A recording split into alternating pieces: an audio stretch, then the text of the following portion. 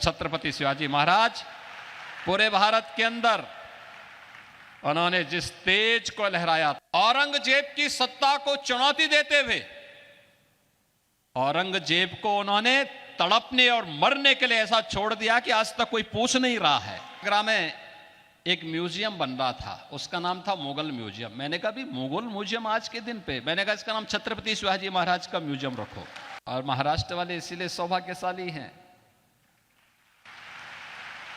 इन पूज्य संतों का आशीर्वाद आज तो आपको प्राप्त हो रहा है, सैकड़ों वर्षों से प्राप्त हो रहा है। और भक्ति से उपजी ये शक्ति ही दुश्मनों के दांत हमेशा खट्टा करती थी। समर्थ गुरु रामदास जी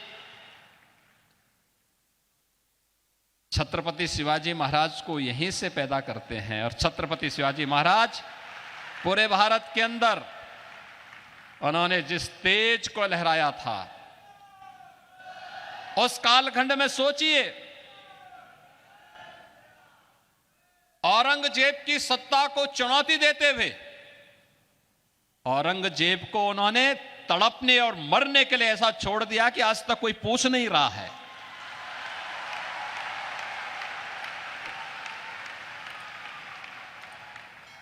यह अद्भुत शौर्य और पराक्रम की धरती है। इसलिए है क्योंकि पूज्य संतों का सानिध्य प्राप्त हुआ, उनकी कृपा हमेशा यहां पे बरसती है। यहां के भक्तों ने अपने पूज्य संतों के सम्मान को जिन ऊंचाइयों तक पहुंचाया है, उसका परिणाम है कि शक्ति भी साथ साथ उनकी चलती है। और यह शक्ति का अद्भुत संगम छत्रपति शिवाजी महाराज के रूप में महाराष्ट्र के माध्यम से हम सबको देखने को मिलती है।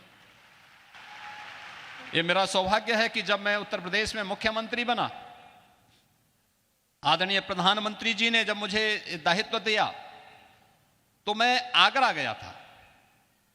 तो आगरा में एक म्यूजियम बन रहा था, उसका नाम था मुगल म्यूजियम। मैंने कहा भी मुगल म्यूजियम आज के दिन पे, मैंने कहा इसका नाम छत्रपति शिवाजी महाराज का म्यूजियम रखो।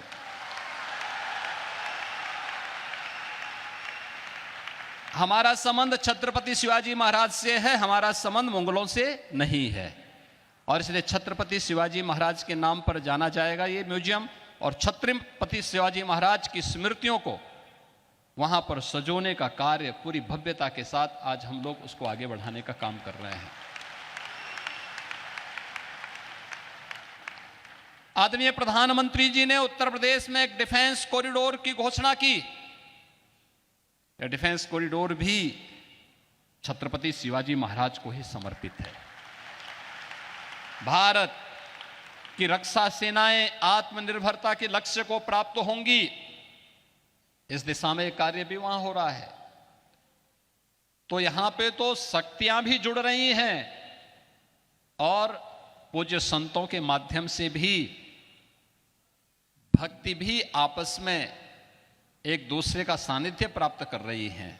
और इसी का परिणाम है, जब ये शक्ति मिलेगी, भक्ति और शक्ति का अद्भुत संगम होगा, तब 500 वर्षों की गुलामी की दास्ता से मुक्त होकर के अयोध्या में राम मंदिर का भव्य अद्भुत क्षण भी, वह अलौकिक क्षण भी हम सबको देखने को प्राप्त होता है। हमारे पूज्य संतजन मंच पर भी बैठे हैं, सामने भी बैठे हैं। इनके सानिध्य में प्रधानमंत्री मोदी जी के कर कमलों से, उनके परम पुरुषार्थ से 22 जनवरी 2024 की जो तिथि हम सबको अयोध्या धाम में देखने को मिली थी, अद्भुत है। और ये नई अयोध्या, ये भव्य दिव्य और नव्य अयोध्या आप सबको भी अपनी ओर आमंत्रित कर रही है।